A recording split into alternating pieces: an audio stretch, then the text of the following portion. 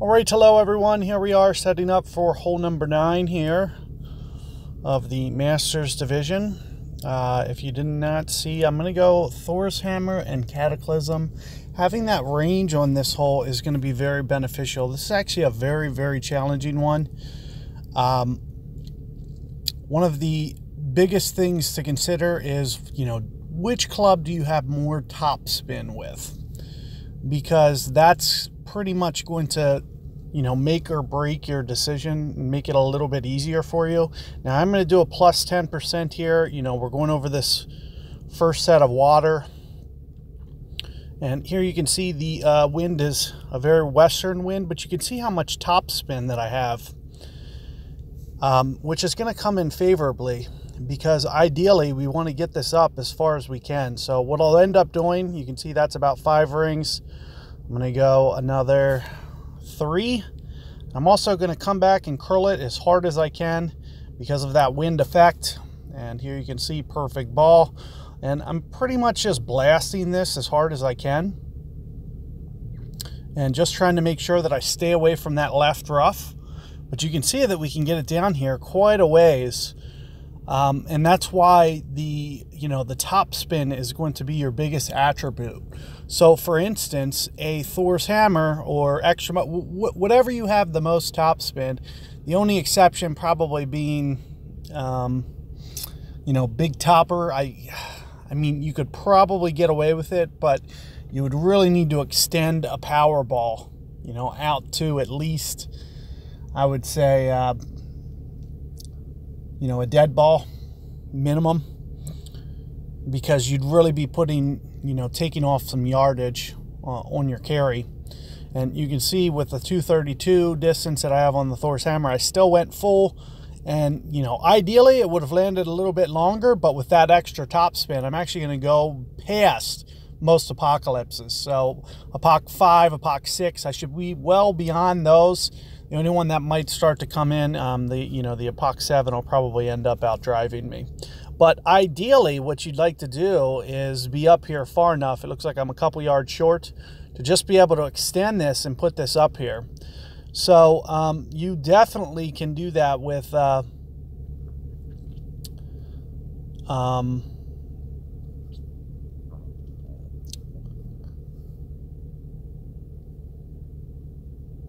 right, let's take a look here.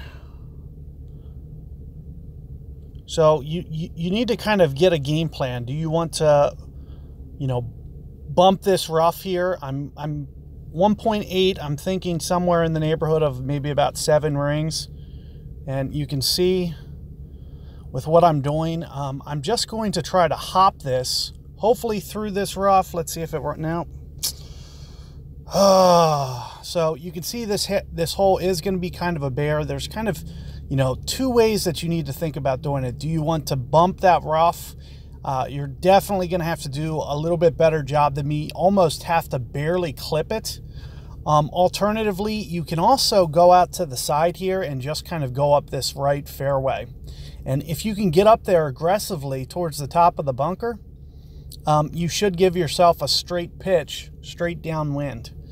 So kind of 2 ways to do it. I hadn't really tried that rough bump, so I just wanted to see kind of how it worked out. So that was kind of, my first attempt at that ever. But I just wanted to, see especially with how much top spin I have on a Cat 6. I just wanted to see if I could bump that up there and actually get it towards the front half of that green. But, I really wouldn't recommend doing that now that I can see my result. And as I mentioned, if you can kind of hit it out towards this fairway, if you can get way up there towards that bunker, you're going to really give yourself an easy pitch there. Now, even where I am, I'm not, dead by any means. It's just going to require some precision and perfect ball here. So here's about my half club point, more or less. And I'd say, right around here is probably quarter club. And right about here, I'm thinking, 10 to 11 per ring. So right in the neighborhood of 1 ring for this wind play here. So you can see with where I'm aiming and maybe just a fraction beyond. And you can see what the offset looks like if you do wind up here for whatever reason. And it looks like I caught my perfect ball. It's going to give me a very good chance to, oh, so I caught at least half the hole there, gave it a really good chance. What I'll do is for next time, I'm going to do a set of revisions. I'm going to go play this one more out towards the right on the approach, unless I can get my tee shot to run out just a little bit more. So there's probably a chance that I can get it up towards the 400. And ideally, if I go max over power on that second shot and land on the second fairway, I can do some kind of backspin, or, you know, it might not be very much backspin, maybe like a bar, I would say, because it is kind of uphill. So, but if you can get it to land on that fairway, that's going to be the ideal shot. It's going to be even easier than playing it out to the right, kind of how my opponent did. But I did want to at least just show this shot just so you could see it. And it looks like he also just left it on the edge of the cup. So it is a little touch and go. You know, good luck with this hole. I do think, you know, especially towards the weekend, you know, you'll have more of a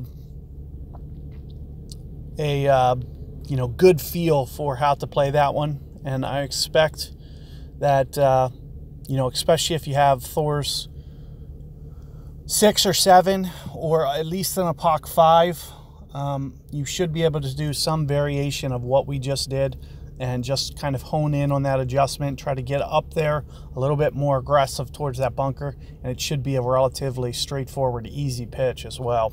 So good luck with this hole, guys. You can see these scores are down, but you can see this guide that I gave you, I was able to get all the par 4s.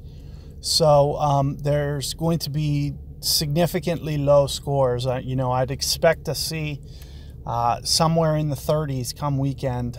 Is probably, you know, right around 30 or 31 is where you want to be if you want to give yourself a chance to win. So good luck, and I'll catch you guys on the next guide.